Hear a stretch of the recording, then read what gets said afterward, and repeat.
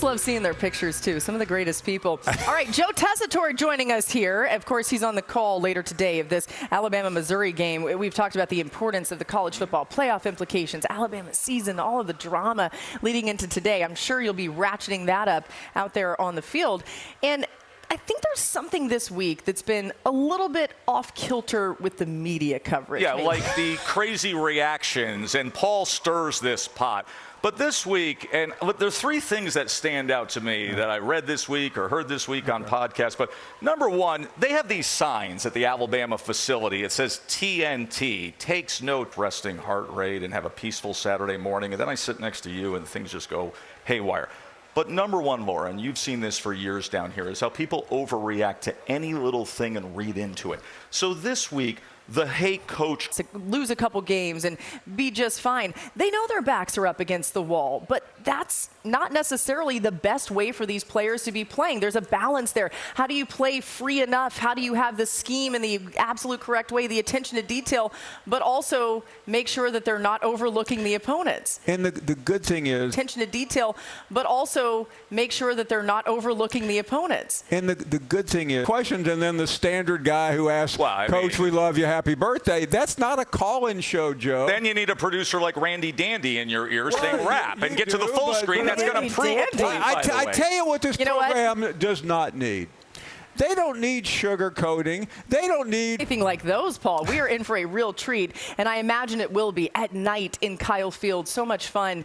We've talked about Brian Kelly and how he factors into this. Coach Elko, how do you see the coaching matchup playing out tonight in a game that historically has been wild and crazy and very tight at times? Well, you have on the other side Elko, one of the great defense explanatory. He's one of the elite coaches in college football, and his ability to keep his team together when the season almost went off the rails a couple of different times is remarkable. Yeah, especially with a ton of pressure on him. The one thing that I love about Elko's journey here is the familiarity with the program. He knew the culture, but he also knew the change. Excited right now. They're making a senior game.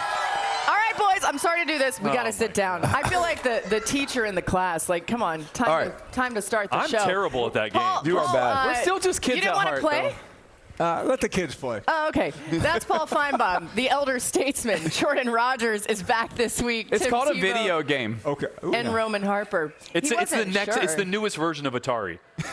Football. I'm glad that that's remained in a 12-team playoff. It's still all there.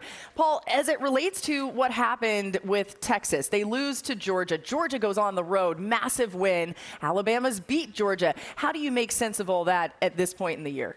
Specifically as it relates to the offense, how close are they? It's fine for people to be frustrated. It's not okay for people to look and say, it's just terrible, it's awful, they got to rechange everything. No, this offense is actually a lot closer than I think the way most people are talking about it. They're very close to having a lot more touchdowns, a lot more yards, and it's just the little things. You see around a second along last week. On the little things, if they do that, this team can beat anybody. Yeah, and even talking to Nick Sheridan yesterday in our coaches meetings for the game, he mentioned like Milroe wasn't super sharp in some of the run game as well. The checks, the reads weren't quite up to plays, so I think there's going to be a few shots for Milroe downfield. Laura, it's early in the morning, but I'm drunk with Bama. I'm going over. You know what? You didn't have to tell us. We could already tell. All right, let's talk a little bit more about one of the key